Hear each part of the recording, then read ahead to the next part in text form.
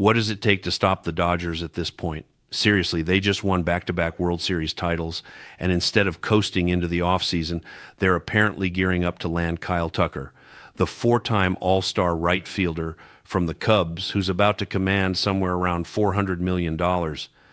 Yeah, that Kyle Tucker. Look at what happened after 2024. Most teams would have celebrated that championship and maybe made a few minor tweaks. Not the Dodgers. They went out and grabbed Blake Snell. They brought in Tanner Scott. They pushed hard to get Roki Sasaki. That wasn't a front office resting on its laurels. That was a front office saying, we're going to keep doing this until somebody stops us. And guess what? It worked. They won again in 2025, back-to-back titles, the first time in franchise history, and now they're right back at it, hunting the biggest name available in free agency. Tucker is 28 years old, he's in his prime, and he's exactly the type of player who changes the entire dynamic of a lineup.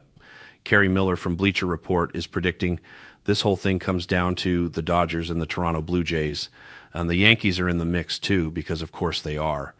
But when you really break it down, when you look at who has the money, who has the motivation, and who has the track record of closing these deals, it's hard to bet against Los Angeles. Miller even says it himself. Budget is an abstract concept for the twice reigning champs. That line hits different because it's true. The Dodgers operate in a financial stratosphere that most teams simply can't reach. They can absorb massive contracts. They can structure deals with deferred money. They can make the numbers work in ways that give them advantages other franchises don't have. And they're not shy about using that advantage. Tucker would be an upgrade in the outfield, and that's one of the few areas where the Dodgers could actually use some help. They've got most positions locked down with elite talent, but the outfield, that's where there's room to improve.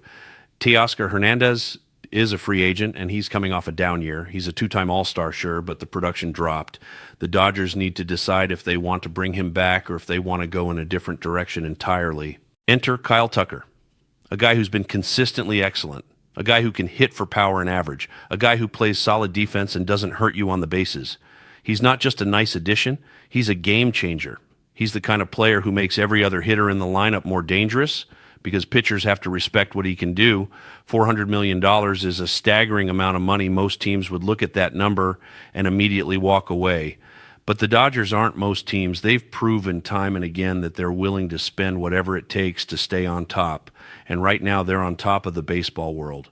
Why would they stop doing what's been working? Miller points out that Toronto is definitely in the running. The Blue Jays have money to spend, and they're desperate to make a splash. They've been stuck in neutral for a while now, and landing Tucker would immediately vault them back into relevance. But here's the thing, the Dodgers can offer everything Toronto can offer, plus they can offer championships. They can offer a roster full of stars.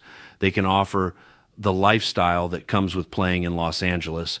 When players are choosing between comparable financial offers, those intangibles matter. Tucker isn't just looking for the biggest check, he's looking for the best situation. And right now, there's no better situation in baseball than being a Dodger. You're playing in front of packed crowds every night. You're competing for World Series titles every year. You're part of something that feels bigger than just a team.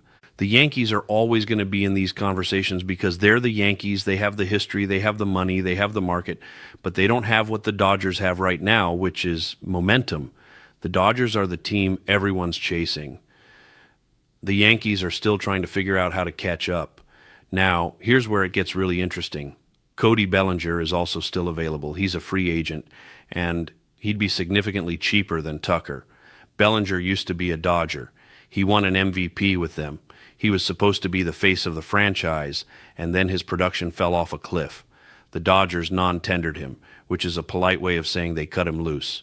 Since leaving Los Angeles, Bellinger has bounced back. He's been very good for the Cubs and the Yankees. He's shown that the talent is still there, that whatever went wrong in those final years with the Dodgers was fixable. So there's a scenario where he comes back, where he returns to the place where his career started, where he tries to finish what he started all those years ago.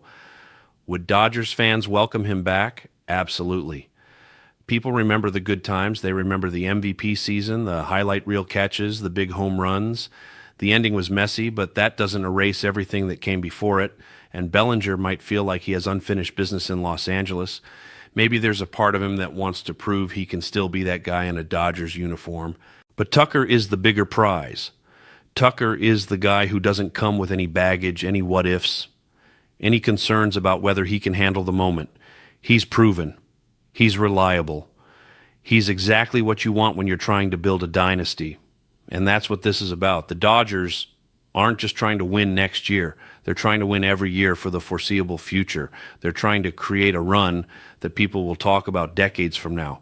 Adding Tucker to this roster would be another statement, another signal to the rest of the league that they're not slowing down, they're not satisfied, and they're not going to stop until somebody forces them to. Miller mentions that the Dodgers would be steering headlong into their villainous role with yet another massive contract that's largely deferred. And you know what? He's right. People are going to complain. Small market teams are going to cry about competitive balance. Fans of other clubs are going to say the Dodgers are ruining baseball. But none of that matters if you're sitting in the front office in Los Angeles. Your job is to win, and you do that by getting the best players. The outfield would look completely different with Tucker in right field. The lineup construction changes. The depth chart gets reshuffled. Suddenly, you've got even more firepower in a batting order that was already one of the most dangerous in the league. How do you pitch to that? How do you navigate through a lineup that just keeps coming at you with quality at-bat after quality at-bat? So here we are. The winter meetings are happening. Deals are being discussed. Phone calls are being made. And somewhere in all of that, the Dodgers are working on Kyle Tucker. They're putting together an offer. They're making their pitch. And if history is any indication, they're probably going to close the deal. Toronto can try. The Yankees can make their case. But betting against the Dodgers right now feels like a losing proposition. They've got the money, the momentum, and the motivation to keep this thing rolling. Tucker signing with Los Angeles wouldn't just be another big free agent deal. It would be another brick in the foundation of something truly special. 3 straight championships with Tucker in the outfield. That's not fantasy. That's a real possibility, and that should terrify everyone else.